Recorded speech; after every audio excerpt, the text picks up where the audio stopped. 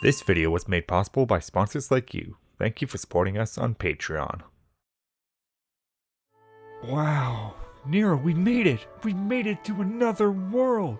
Isn't this place so magical and wonderful? Hey Toonies, I'm WHYBOY and this is NERO. Hey.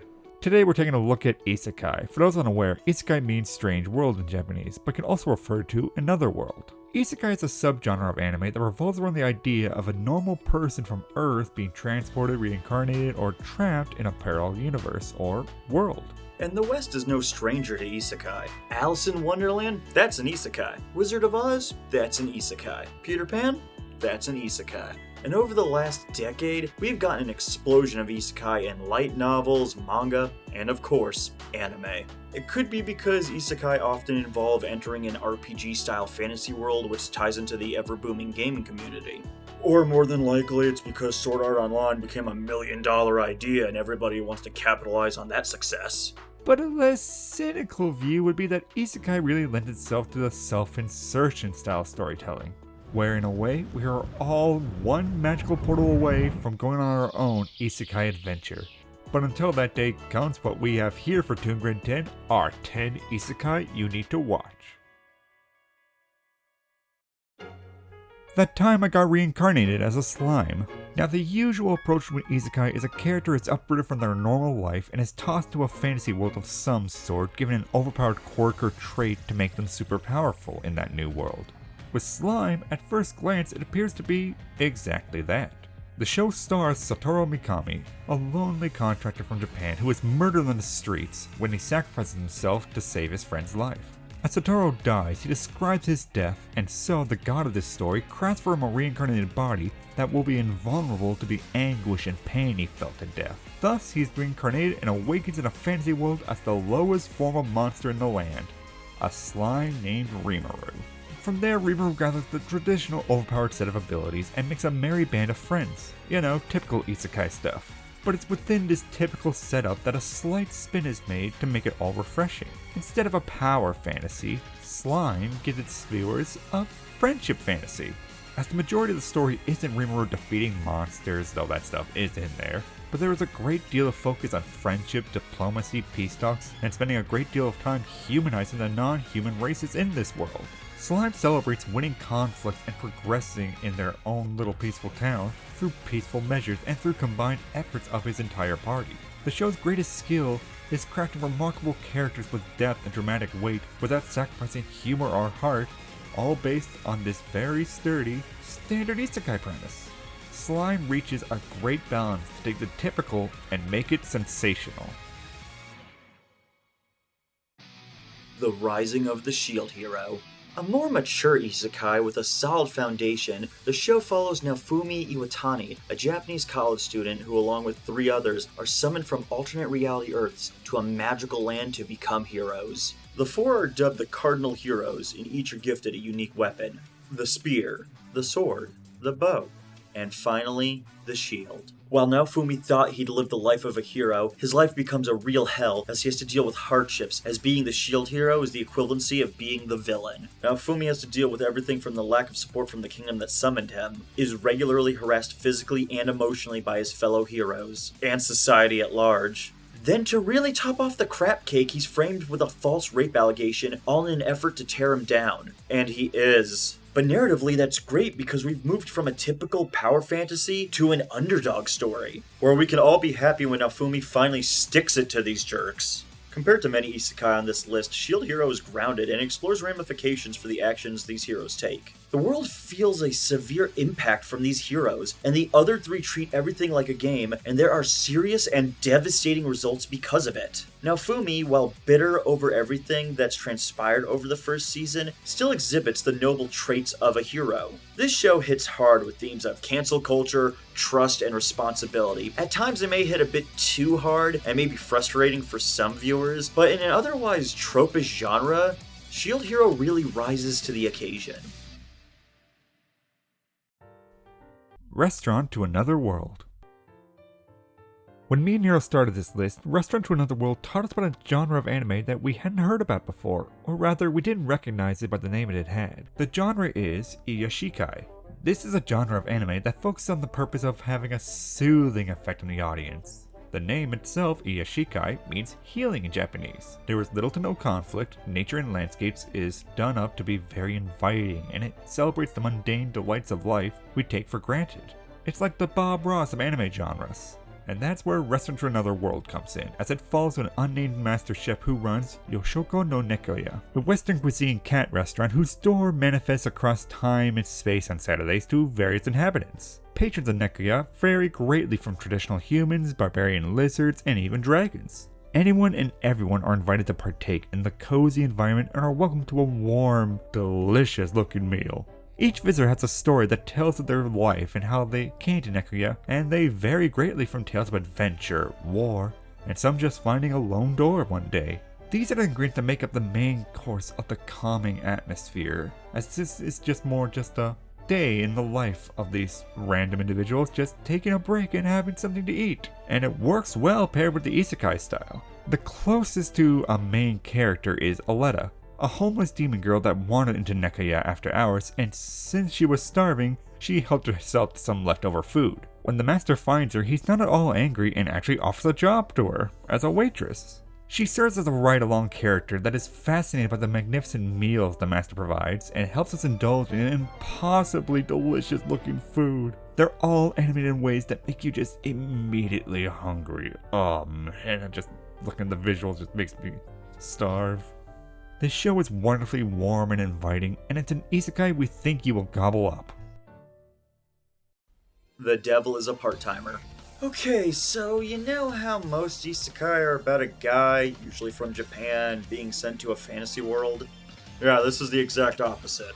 In another dimension, the magical kingdom of Inta Isla is under siege by the Dark Lord Satan and his evil empire. But the Dark Lord is defeated by the half-angel hero Emilia Justina.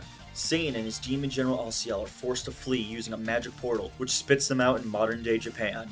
Now one would think Satan would conquer Japan, but because magic is so sparse, instead the devil chooses to reserve what little magic he has, and instead survives by adopting a human alias and works part-time as a McDonald's employee. And his goal is to conquer the part-time position and obtain the full-time position as the assistant shift manager. His general Alciel takes responsibility to guard the base, i.e. their low-income apartment, and serve as a homemaker. Sure, he researches how to regain their magical powers, but also does things like prepares meals, cleans the house, and manages their expenses.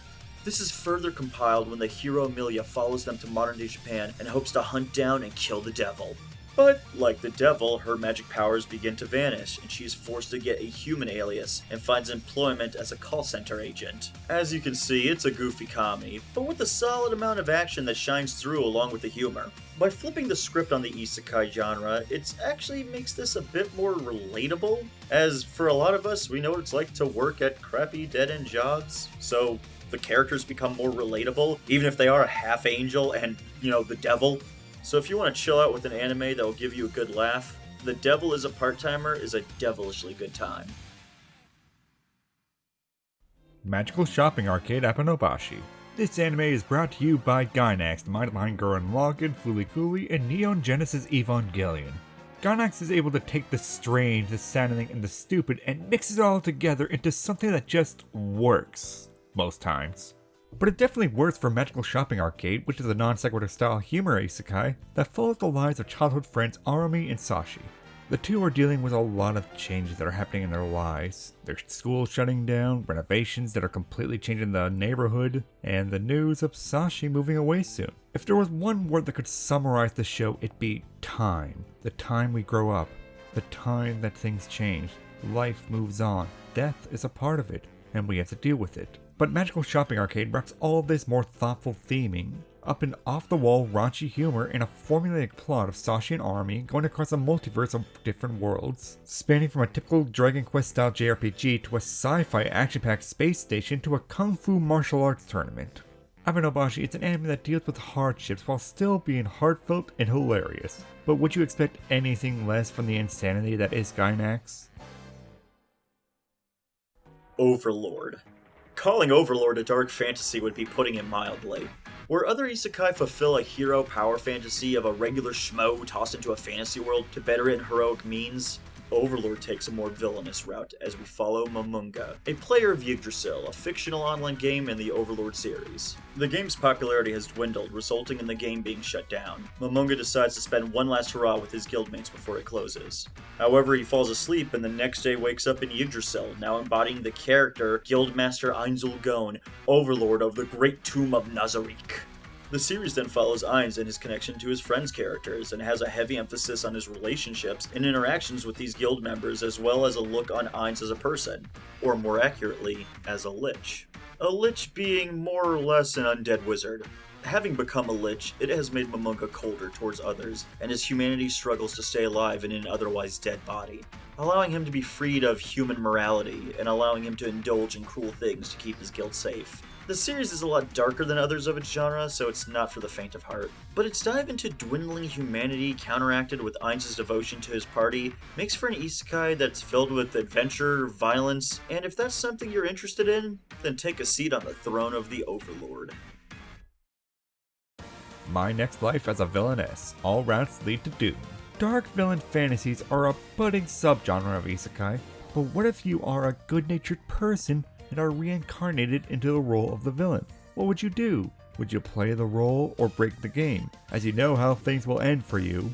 Badly. That's the story of Villainess. A 17-year-old female otaku who spent most of her life playing otome dating sim games dies and reincarnates into her favorite one, Fortune Lover. But not as the main love interest, but as the horribly cruel Katarina Clays, the villainess of the game.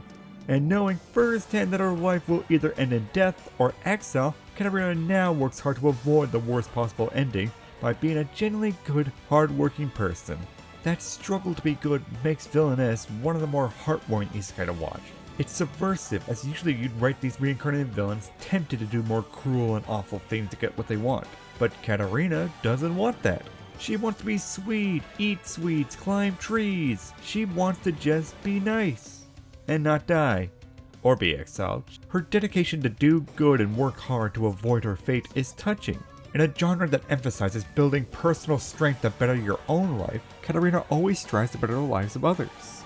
To make sure she doesn't die, of course, that's true, but her genuine kindness is clearly there as well. If anything about My Next Life as a Villainess sounds good to you at all, then all routes lead to you needing to watch it. Amphibia. I can already tell there's some folks out there saying, this shouldn't count, it's not anime, but it follows the guidelines of an isekai. In an isekai, you go to a strange world. And Amphibia is a strange world. A 13-year-old girl named Anne Boonchoi and her two friends are thrust into the world of Amphibia, a land where all manners of amphibians are the dominant species, humans don't exist, and all of this happens due to a mysterious music box. Anne, having been separated from her friends, has been surviving out in the wilderness of Amphibia until she's found and taken in by a family of frogs known as the Planters. There's an adventurous 10-year-old boy frog named Sprig, Sprig's baby sister Polly, who is a pollywog that resides in a bucket, and Hopadaya Hop Pop Planter, the family patriarch and the grandfather to Spring and Polly. What follows are adventures, morals, feel-good moments, and a ton of monstrous creatures. I often refer to this series as Frog Hell because this world is one of the scariest ones I have ever seen in fiction. The show has concluded its first season and has left us on a cliffhanger with the mystery elements as Season 2 revs up to premiere in summer of 2020.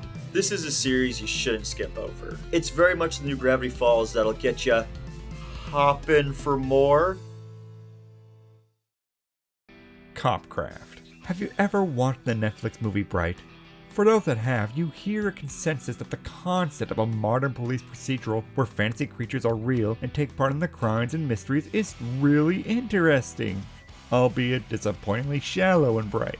Copcraft, on the other hand, takes that concept and expands and builds upon it far more, creating a rich lore of fantasy crime mixing with our reality and developing mysteries that feel straight out of CSI, if it were an anime fantasy story, which would arguably make CSI better. It helps in the main leads Detective Kai Matoba and Talarna Exadilica play a great odd couple to the events, becoming an engaging duo to follow along with as Talarna stands firm as the pride and duty-bound fish out of water among Earth's technology and customs, and Kai, who underneath his grizzled, cynical, hard-boiled detective exterior, exhibits a kindness that makes his interactions heartwarming and very natural sounding. I appreciate the different take of isekai that Copcraft is. Instead of any power fantasy story, we're following a tale of acceptance and understanding customs, creating the engagement of the other world not by being there, but by showing how it affects our world and the changes that other world brings. This creates such an engaging isekai to watch, and it's all through the window of a police procedural. KonoSuba, God's blessing on this wonderful world. One word: stupidity. KonoSuba is a brilliant isekai that lampoons everything about the power fantasy in the genre and celebrates one simple key factor, and that is stupidity. Every member of the main cast, every member of the supporting cast, every villain in the cast is in some way, some shape, or some form stupid. KonoSuba is a hilarious comedy of errors, as a band of 4 very stupid people try to survive, and if there's time, do some heroics along the way. The lead, Kazuma Sato, is a shut-in otaku who dies a rather humiliating death while he tries to save a girl, only to realize that when he does die and meets the vindictive goddess Aqua, he learns that he pissed himself and had a heart attack, and that's why he dropped dead, and that the girl was actually in no real danger. So basically he goes out like a punk. Given the chance to reincarnate to a fantasy world and being brutally insulted by the goddess Aqua, Kazuma, as an act of petty revenge, takes Aqua along with him only to learn she is a useless, alcoholic buffoon.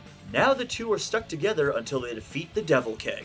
These idiots are then joined by another pair of idiots. An archwizard with one spell named Megumin, and a horny paladin named Darkness. This crack team of 4 seemingly capable adventurers truly reveals to you how hilariously inept each one is. The overly confident goddess Aqua is a petulant, arrogant, and self-entitled whiner. Megumin is a bratty glass cannon, which means she gets off one spell and then she's completely useless afterwards. And then you have Darkness, who might seem like a noble paladin, but actually is a full-blown masochist, getting her jollies off by taking a beating, and she'll even risk her party's safety to get said jollies off. These 3 morons are then led by Kazuma, who with his power set could be a plenty capable adventurer, but because he ends up babysitting the rest, he just suffers through it all. It even lampoons the harem concept. He's got all these cute chicks around him, but he doesn't get with any of them. But Kazuma is also a bit of a scumbag, so everything he has is coming to him. It's like Comeuppance, the anime. KonoSuba is a must-watch, as a hilarious character comedy and a stunning sequence of stupidity. So there you go, 10 isekai that are really out of this world. Are there some you think we should be checking out? Then leave it in the comments with the hashtag ToonGrin10 and they may show up in a future 10 list. Until then, be sure to tune in to ToonGrin. Thanks for watching ToonGrin 10. If you liked what you tuned in for, then please consider subscribing and hitting the notification bell to stay up to date on everything ToonGrin.